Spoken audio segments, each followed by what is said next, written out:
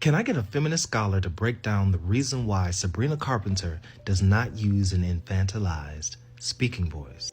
Feminist scholar here. There are several reasons why I suspect, nay, know, why Sabrina Carpenter doesn't speak in an infantilized voice. Oh, excuse my appearance, it's wash day. Anyway, the number one reason, I'm sure this guy already figured it out, and probably you have too. Well, it's because people take you more seriously when you speak in a lower register, especially if you're a woman. Just as I suspect you're taking me more seriously now than you did a few moments ago when I spoke like this. It's the same reason why Elizabeth Holmes was able to con several men and companies full of men out of millions of dollars for her company selling a fake product. That company being Theranos. If you're not familiar with Elizabeth Holmes' story, definitely learn about it. It is wild. More people will have access to their own health information. Now, I also suspect this is one of the many reasons Kamala Harris did not win the presidential election. Now, it'd be absurd of me to attribute Trump's win entirely on Kamala's voice, obviously, but it is part of the puzzle. Now, of course, either way, I don't think she would have won because, well, Trump's loyal followers are extremely brainwashed. Hollywood is very calculated. It's very meticulous with how they present things. It doesn't always go well for them, but they know what they're doing, or they're at least intentional with what they're doing. If Sabrina Carpenter speaking in a lower register wasn't working for her, her PR team and everyone backing her would tell her to change. And if she didn't, they would stop promoting her. It's simple as that. They need to appease their shareholders, and they're there to make money. Now, why is it working for her? I suspect part of the reason is because, well, she is marketed towards Gen Z, and Gen Z don't give a Now, people my age and older, I'm a millennial. I don't know, that was probably obvious. Anyway, whatever, girl, whatever. Women my age and older were trained to be demure, ladylike. Gen Z, they're like, the world is ending. First of all, why do we care? Second of all, why are we trying to attract men? Gen Z women are very much aware because of what millennials and older women have been warning them about the patriarchy and about how you're going to be treated poorly no matter what you do. So don't fall into the trap of trying to tap dance for the men of the world. Get ahead in the ways that you can. And for some women, that does include using a baby voice. But in Sabrina Carpenter's case, it clearly doesn't. Now, there are women who will, yes, utilize the fact that the patriarchy loves infantilizing women to their advantage and will secure the bag that way, but that comes with a lot of negative repercussions, because if a man thinks that he is in control of you, he will assert his dominance when he feels it's needed, right? And so there is a downside to using an infantilized voice or demeanor to get what you want out of the patriarchy, out of men, to manipulate them. And there are women who still do that, but it's not as common. Now, that was the existence for our grandmothers, our great-grandmothers. They had to essentially manipulate the men around them to get what they want, to survive, because women couldn't even have their own bank accounts back. Women were not allowed to open bank accounts without their husband or a male relative's permission until the Equal Credit Opportunity Act of 1974. Women were not allowed to go on maternity leave. If they were able to have a job, they most often lost it when they became pregnant until the Pregnancy Discrimination Act of 1978. Girls are kind of lucky, don't they, Mom? Why do you say that? Well, they don't have to be smart. Then, right? So you're relying on a man to take care of you back then. Well, nowadays, women, though our rights are being rolled back here in the United States, we have a lot more freedoms. And so we don't have to use the cutesy baby voice if we don't want to. We can succeed without doing that. And I suspect that Sabrina Carpenter actually talks like that. It doesn't feel forced. I'm assuming that's her actual regular voice. But like I mentioned, if the people backing her didn't think that was working for her, they would either force her to change or she would just disappear.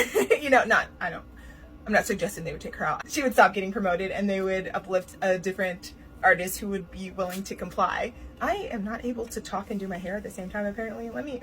And so you have artists like Britney Spears, who is a millennial, an elder millennial, or maybe she's an exennial. And she, conversely, was told to use a baby voice when she was singing. And from what I heard, that actually damaged her vocal cords. That's not her actual natural singing voice.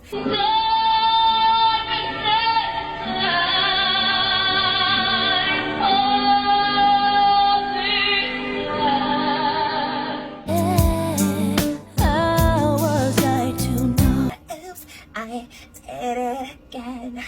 And it's like, it's hard to do. It's actually hard to do. That is kind of painful. I'm a singer and that didn't feel comfortable for me. Gen Z is not here for the baby kitty little, you know, unironically, like if you're doing it to be facetious, they might get to be doing it to manipulate the public to buy your music. That doesn't work for this generation. So there's that.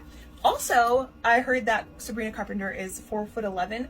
Now I'm 5'11". I've been pushed by several short women back during my clubbing days, and I wasn't mad at them, because if I were half my size, I would push through crowds too, because the alternative is getting trampled.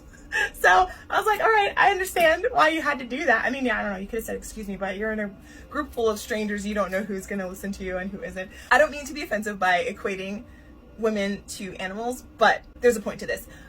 Cute little purse dogs are some of the most aggressive dogs I've ever met. I've been bitten by at least 3 chihuahuas, just me trying to pet them. Completely different dogs, completely different occasions. Those dogs, they have like a Napoleon complex, and I suspect it's like that with any small version of whatever species you're dealing with. Walking around, I'll see little dogs bark aggressively at big dogs. Like, they'll initiate the confrontation, and the big dog's just like, most of the time, like, okay, whatever. Like, because they want to let you know, hey, I'm not here to with, like, I'm not here to mess around. I need to let you know that I mean business, and that I'm serious, and that I can't be taken advantage of. I can't be controlled. For a woman, especially for a small woman who already looks very young, because she is young, the quickest shortcut to being taken seriously, especially if you're just meeting someone, is to speak in a low register with a controlled tone in your voice, just like Elizabeth Holmes. Now I feel like, I don't know, when I hear Elizabeth Holmes talking, it sounds contrived, so I don't really know how she was able to convince everybody around her that that was her natural speaking voice, but it worked. So what can I say? And so that is part of it as well. It's that she's small, and she's probably learned over time that she has to project an air of seriousness and a level of like, don't f with me energy in order to be taken seriously, and in order to not be taken advantage of or trampled over.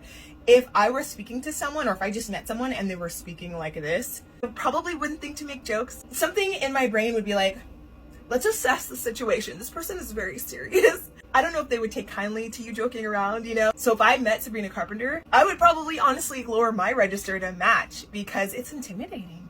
I know I'm older than she is, but that's intimidating when someone, because I'm a very bubbly person. I don't know if you picked up on that, but it's going back to the Kamala thing. Though she didn't speak in an infantilized voice, her voice was very feminine. In the courtroom, I stood proudly before a judge, and I said 5 words: Kamala Harris for the people. And patriarch doesn't like femininity. It's why, growing up, I was essentially made fun of by individuals in my family for loving movies like Clueless For a teenage girl.